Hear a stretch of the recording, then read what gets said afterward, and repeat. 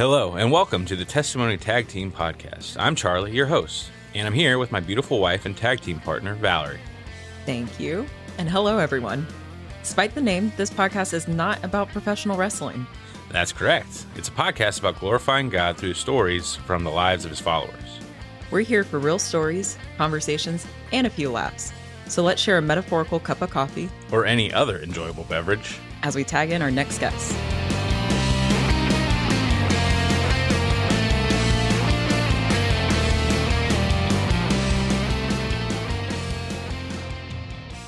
The first guest on our Testimony Tag Team Podcast is going to be me. Oh, Me, Charlie.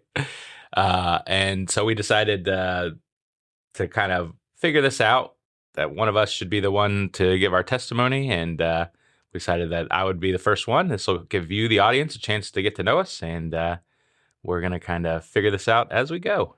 All right. So how about we start by, let's just tell the audience a little about yourself. Yeah, so my name is Charlie, and I live in Winter Haven, Florida, and I've lived in Polk County, a long time, but I'm not originally from Polk County. I've lived here probably maybe 15 years, and I'm originally from Georgia, from northeast of Atlanta. And Georgia boy. That's right. Go Dogs. So I moved down for college, and I've kind of been in Florida ever since. And so I work with computers, and I do a lot of things with that. And I'm a bit of a dorky kind of guy, but I think it's in a fun way. It's not a unhealthy or obsessive kind of way. I'm a husband, and I'm a dad, and just doing my best to get everything done and work hard, and I don't know. So that's it. Now a podcast host. And now a podcast host. That's right. So just living the dream. So tell us a little bit more about what life is like outside of work and ministry. So some things I like to do for fun. I like to stay active. I like to go for hikes when I can. It's not so easy in Florida. We don't have any hiking around here. No. Just trail walks. Yeah. And so that's fun when we can, but we could get out of the state. I like to travel, but I don't get to do that very often. I like to lift weights. That's something that has been more for a long time. I've been lifting, but very consistently recently, and I'm enjoying it quite a bit. I also like board games quite a bit, as my wife will tell you. Is that the dorkiness coming out? It is a bit of that. I have maybe possibly over 100 board games in my closet. So it's a lot of fun. And and so that's just some things I like to do. So what is it about board games that you find so interesting? Well, these aren't just, it's not Monopoly, okay? It's not, your classic board games. They're, some of them are pretty technical, complex. Some of them are just fun and quick and different. But they usually all require some thinking, and most of them have some kind of a social component. You're playing with other people. That's a lot of fun, and I just have a lot of good memories from playing with my family and playing with friends. I'm a member of a board game club in Lakeland, and it's actually a lot of fun. And so I don't know, we just have a lot of cool moments in a good board game where you get to do something fun. Okay, so let's switch gears a little bit. Talk to us about what growing up was like. Okay, yeah. So I came from a good family for the most part. My mom and dad are still together. They had 3 kids, so me and my brother and my sister. And as kids, we had everything we needed. We played sports and did that sort of thing. My dad was saved probably when I was in like late elementary age. And so then church kind of became a more of a um, more of a regular thing for us.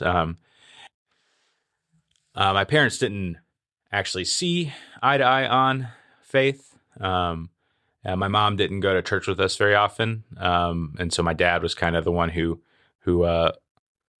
led the example for me and my brother and sister, Mm. and so I kind of learned a lot from him and modeled a lot from him, which you know my dad has some flaws too. So there's a good and bad that I learned from him, but What do you think your like favorite thing was that you learned from him as far as your faith walk? well, I remember when I was a kid, my dad was just so happy about Jesus. Like, just he'd talk to anybody about him, and he was just a happy guy. And from seeing him from the outside, that's kind of changed over the years. And I think life's gotten hard in some ways for him, and so I think I've seen that kind of morph a little bit, and that's kind of been sad. But I know he still believes in Jesus. I know he still loves Jesus, Mm-hmm. but I remember that as a kid how happy he was about it, and that was very, I think, impactful to me. Kind of like seeing someone maybe on fire for Jesus like that. Yeah, It kind of sits in your brain a different way. yeah, and for a long time I found it intimidating because I was like, how could I ever have that kind of faith? Like my dad he was very new to the faith because and just very Mm-hmm.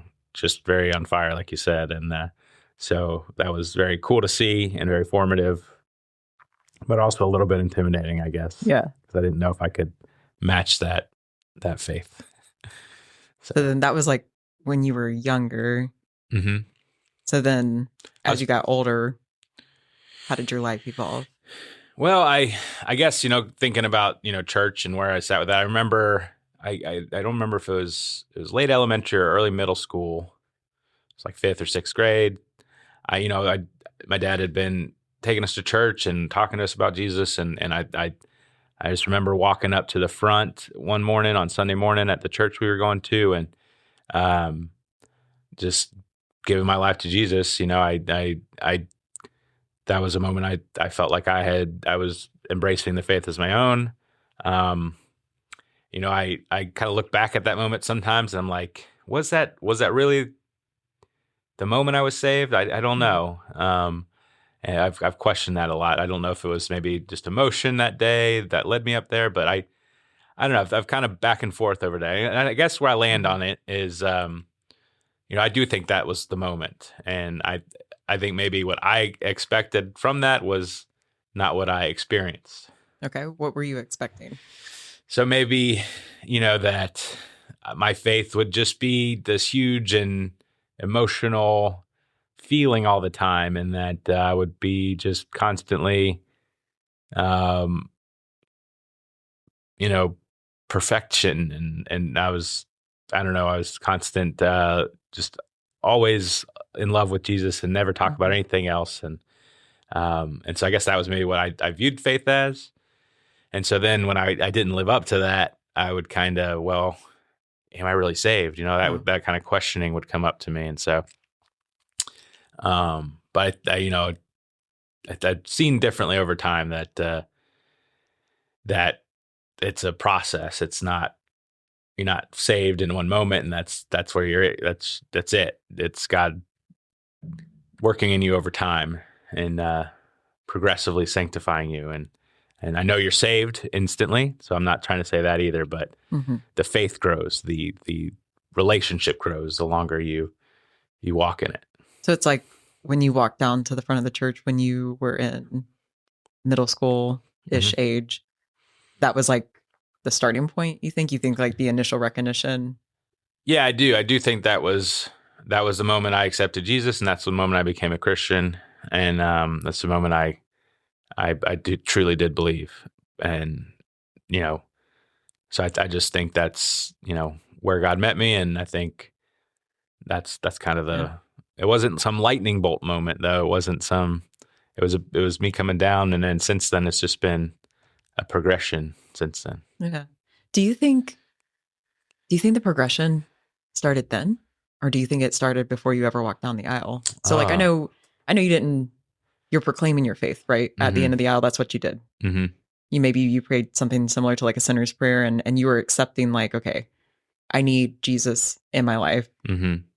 I need that.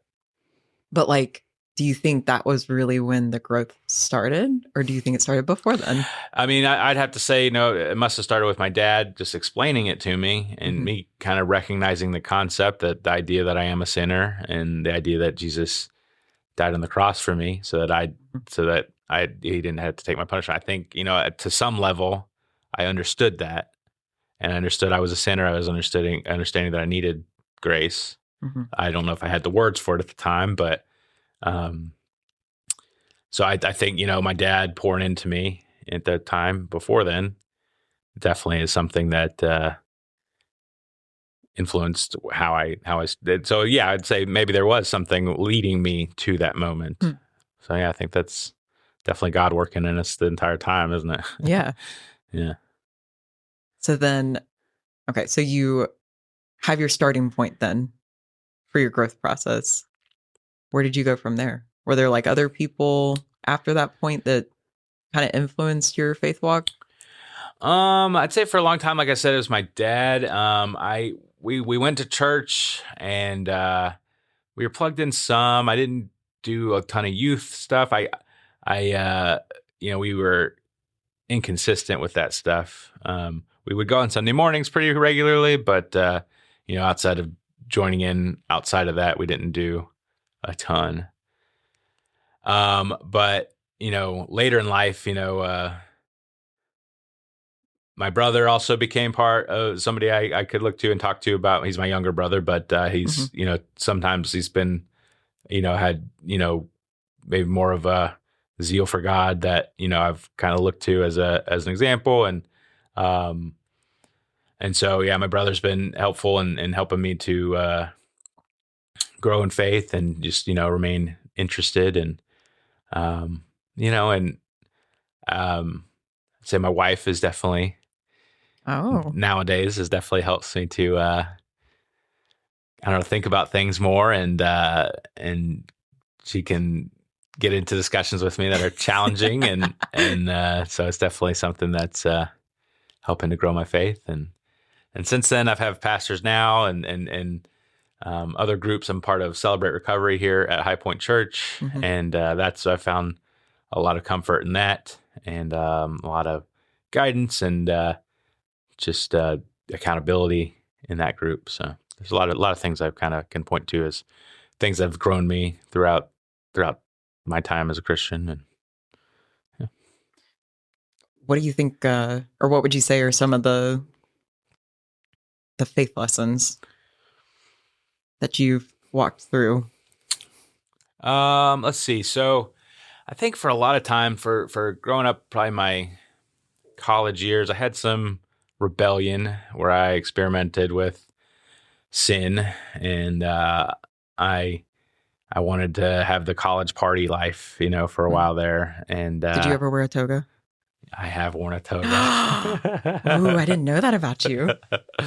Yes, I have worn a toga, and I see you in a new light now. those are times I wish I could rewrite in my life, but it is true. But I even though I wasn't living in a way that was godly, I was kind of, I don't know. I guess I wanted a taste of what the world had to offer, what I saw as fun, and I never, I don't know. It was always full of disappointment, and it was never what I expected. Seems to be like a theme that you're bringing up. Like I thought it would be one thing, and then it's not. Yeah, yeah. I mean, when it comes to the worldly lifestyle, the alcohol and the that sort of thing, and it was just the partying. It was just empty. That's what I kept finding. And I never let go of God. I never let go of Jesus, but I definitely was not living as a believer. And I just found myself just not. I was with friends who I didn't really have a real connection with, a real Mhm. deep friendship with, and it was just about how can I get to the next party, and so it was just again very empty. And so I guess that that's something, that's a lesson I've learned, is that those things in the world that might be tempting. They might seem like they will provide some sort of fulfillment or give me something I feel like I'm looking for, but it's not true. It just leads to emptiness. The concept of emptiness. Tell me more about that. Well, you go to the party and you maybe drink too much, and then the next day you're hungover, and like the I guess there's a feeling I was expecting that never came, that I was looking for, that so it never hit the what I expect, the fun that I thought I would have. And so that's what I mean by empty. Like, it's a promise. The sin promises us that, hey, this is what you want. This is the fun stuff. This is what life's all about, is the fun. But when you actually experience it, it just you can't hit the level that you're looking for. I don't know. That's my experience, at least, that I couldn't have the fun that I was looking for in that area, in that way. And so it was just unfulfilling, and not, it was a waste of time. Oh. So it was just, so it's, I think it's just something I've learned, that the world will make promises for fulfillment, but it's not, without God, it's not, if it's outside of what God tells us, or what God's plan is, what God's way is, then it's nothing. Mm-hmm. You said that you never let go of God during those years, but you weren't like actively following him. Mm-hmm. So did there come a point where that changed? So I think after college, towards the end of college, I think I realized that this wasn't something I wanted to continue. So I let it go, and I did get more involved at church. So after college, I moved to Polk County, into Lake Wales, and and so I plugged into a church at the time, and I was getting more and more involved, and it just I was, I think I was getting more fulfillment from those activities I was doing, and of course I became a dad at that time. I got married and to my first wife, and I became a dad, and so some of those things were good and helped me, but it also kind of became maybe its own distraction in a way, all the busyness and so even though I was involved at church, I would help with different areas. Sometimes I helped in the kids ministry. Sometimes I would be in the tech team type of role. And while those things were good, I felt like it was maybe a surface level and not all that deep. And I the whole time I felt like I was still not. I was missing something. I wasn't reading God's word. I wasn't, really developing deep relationships with the other people at church. And so, I think that was a different way of, I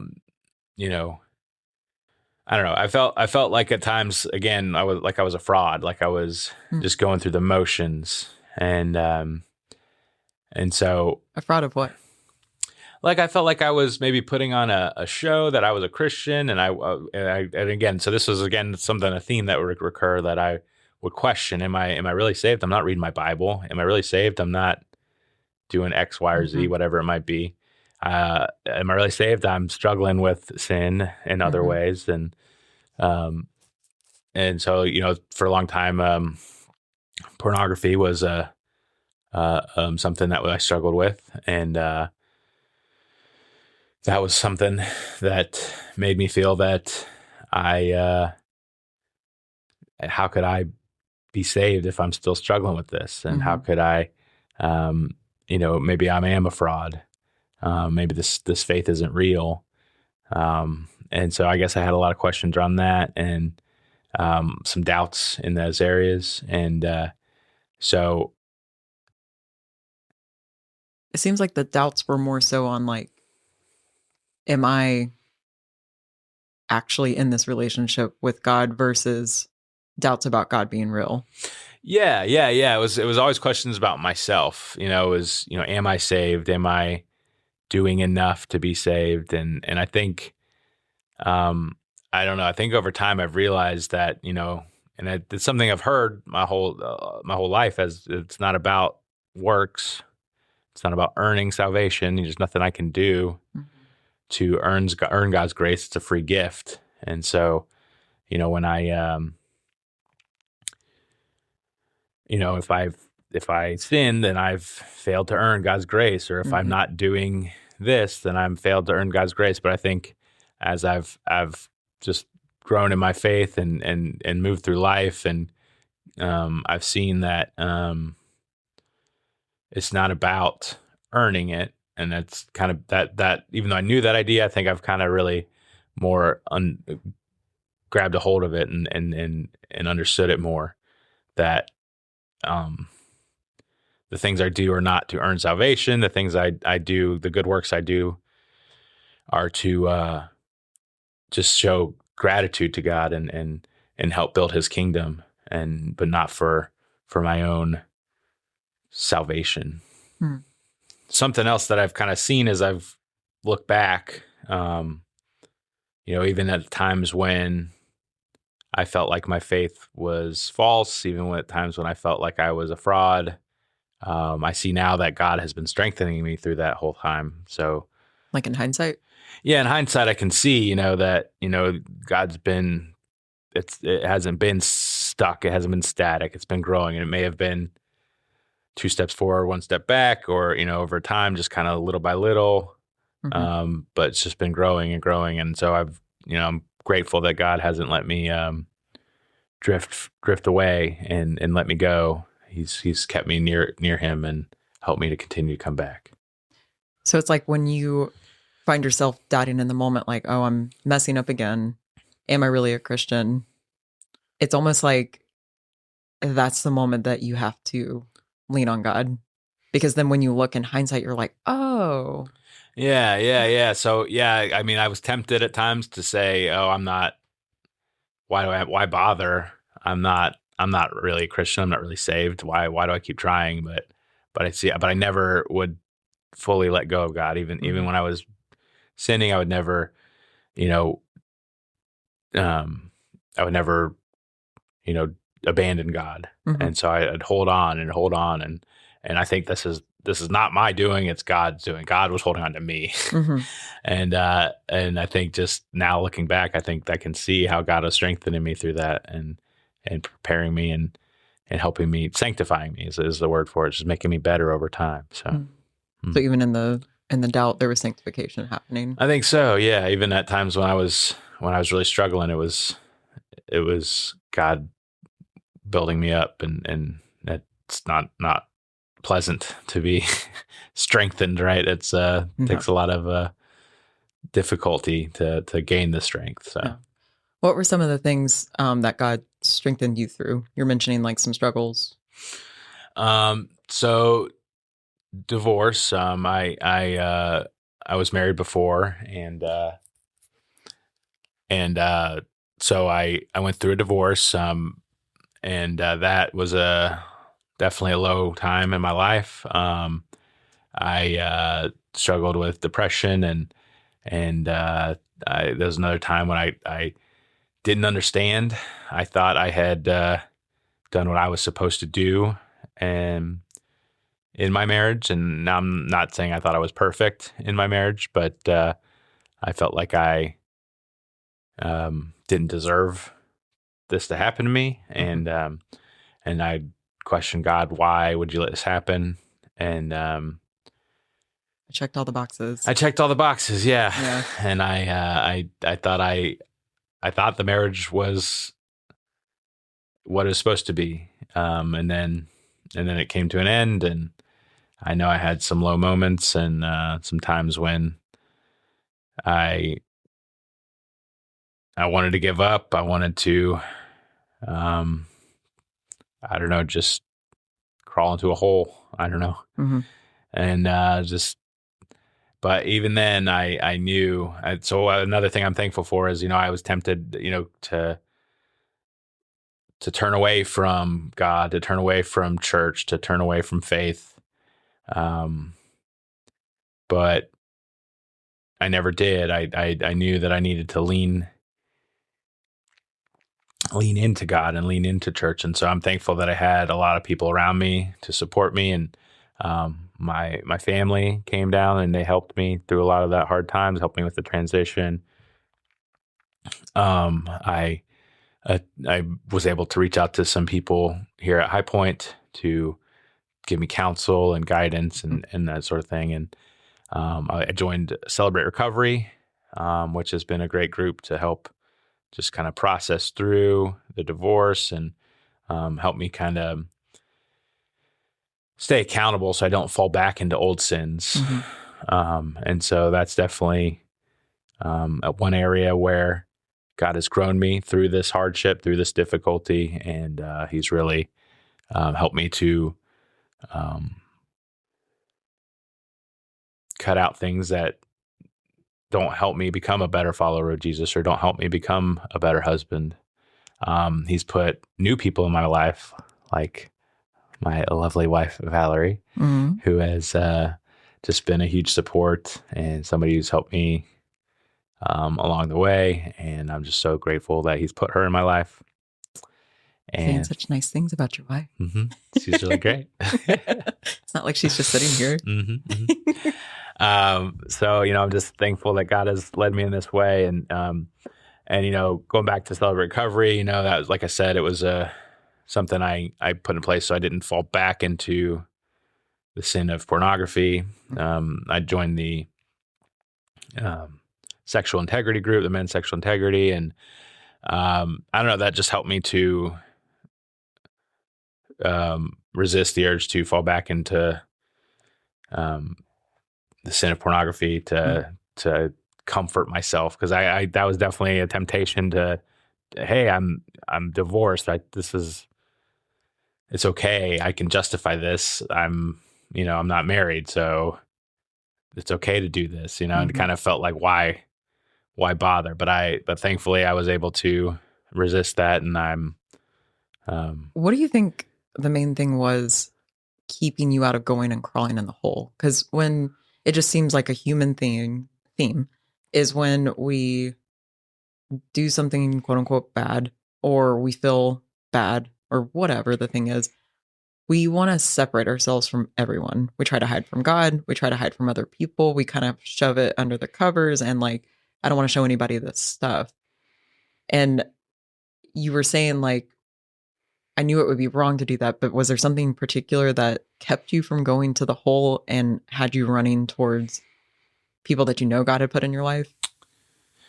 um Or maybe it was a slow crawl. Maybe it wasn't a run at well, first. I mean, I wanted to run away from God. Like you said, I wanted to run in the opposite direction. I guess there was just enough. I guess I had enough knowledge of God and of the way He can work in the lives of His people to know that doing that would make it worse. Hmm. That running away from Him would just multiply my problems. And so I think there was just some conviction in that I knew, and I'm not sure where it came from. I except to say it was God, that He told me to keep going to church. And I guess I could say, even though I was going through a divorce, I wanted to continue to be the best father I could be. Hmm. And so I wanted to set the example to the kids that, hey, I'm going to church, that we're not dropping this just because this bad things happen. We're going to continue to go to church. And so maybe that was part of my motivation to continue going. I wanted to set a good example, but I think in that there was divorce care here at the church that was also very helpful. Another place I could gain support and just kind of work through the process of transitioning from being married to being divorced. And So, I just think there's a lot of factors that kind of led me to stay with God and not throw everything out and just cling to him with everything I had. And God showed up for me for sure. What was or maybe there's multiple, but what were the main lessons that you think you've learned through that? Um, let's see. The main lessons I learned through the divorce, I'd say, there's a lot of things that are out of my control. Hmm. I remember a moment when I was in my new house after selling the house that we had married, and I was in bed alone. I was sad. I was weeping, and I was just angry about the whole situation. And God kind of showed up in that moment. I was at an all time low, and just the thought occurred to me that showed me that I don't have control over this. I can't control it, Hmm. and I can't control her decisions. I can't control um, the things that she's going to do moving forward. But I can control. That's my ex-wife. But I can control myself, and I can trust in God. And there was like a light bulb switch, and I had this feeling of peace suddenly, and I relaxed. I was able to relax and finally get some sleep Hmm. in this season where I had found sleep to be very difficult and very unrestful. And so so I guess the lesson I learned from that is I can't control it. All I can do, there's some things I can't control, and I need to give those things to God, and I can trust him to help me with those. So What are some examples since then where you've applied that lesson? This idea of like, I can't control everything. I need to put my faith in God, if there are any. yeah, so I definitely, I mean, I think, with the kids, I want to save them.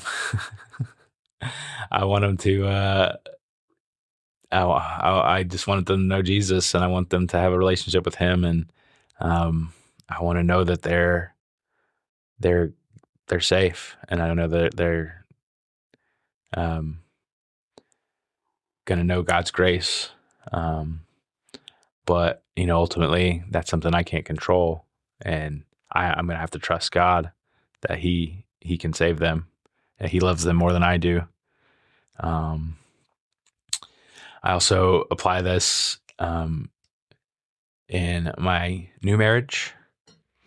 I try to remember that I can't always control the things that my wife does, Oh, definitely not. but I need to work on controlling myself, and so and being conscientious of how I can be a good husband and do my part, and then trust God that he's going to grow my wife and and love her in ways that I can't. Are there things you feel God calling you to, even in those moments? So like, I'm letting go of complete control of that person, but is there like still some sort of action step there? Yeah, certainly. I don't mean to just throw my hands up and say, God, you do it. But sometimes. Sometimes, yeah, Jesus, take the wheel. but but no, it's when it comes to marriage, it's working together as partners and uh, and taking the right steps to build our family up, um, and making adjustments and working together, and trying to lead our family in terms of our faith practices, and reading God's word and things like that. And so those are the things I action steps I think I want to take to, and I try to do better at leading, and just trying to set an example to the kids, and just try to be loving towards my wife. So what does it look like to be the faith leader in our family for you? Well, for me, I guess I try to live by example. Try to be an example to you and to the kids, and to not pretend I'm perfect. Mm-hmm. To recognize when I make mistakes, and do what I can to correct them, and learn from them. I want to make sure I'm an example in terms of what it looks like to make decisions with integrity, and read God's word, and let that inform my decisions. I want to fill our day with prayer, and help that be a regular part of our lives, and show commitment when it comes to church, and when it comes to serving God. And so, yeah, those are just again, trying to lead by example, and not trying to force anything on anyone. Yeah. And I know we've certainly had some fun times doing Bible reading in the evenings with the kids. Yeah, that's been going really well. Some of those Bible topics are interesting to navigate with kids. Challenging for sure. What was it, Sodom and Gomorrah? Yeah, that's a tough one. That's a tough one, but we've done a good job, I think, of explaining the lessons, and picking out the things that they can understand. So, okay. Well, I know we're winding down on time here. I do have one more question for you. Okay. What is a fun story or memory you have from life as a Christian? Well, this is, I don't know if I was truly Christian at this point, but it's one of my earliest memories, period. But it's certainly my earliest memory about Jesus. And I remember as a child, very young, maybe 3, I remember thinking that Jesus was a pillow. What? A pillow? Yeah, I don't know exactly what that looked like. It may have, I don't know where that came from, but it was the idea that he was a pillow, and pillow with a face. I don't know. That's what I pictured. It sounds pretty creepy. But I think it was like the idea that Jesus is a comfort. Jesus is something that is comforting, and so I think that's maybe where that came from. I'm not sure, but that's my earliest memories about Jesus, and so that's. I like it. Okay, well, I think that wraps up episode number 1 of the Testimony Tag Team podcast. We appreciate you listening, and come back next time. Bye, everyone.